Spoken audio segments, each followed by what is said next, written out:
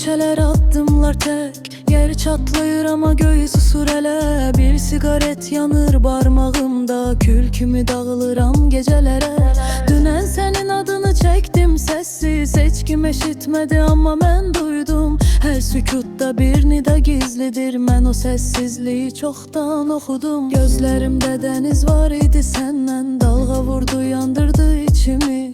Bir baxışım bəs etdi unutmuram, çünki o baxış kəsdi sözümü. İndi kimə danışım sənsizliyin dadını, kim anlatsın bu şəhərin səssiz yanını. Biraz sən idin hər gecəmin işığı, biraz da mən itirdiyin yanım. Bir daha olmaz bilirəm bunu, amma ürək hələ də çağır adını.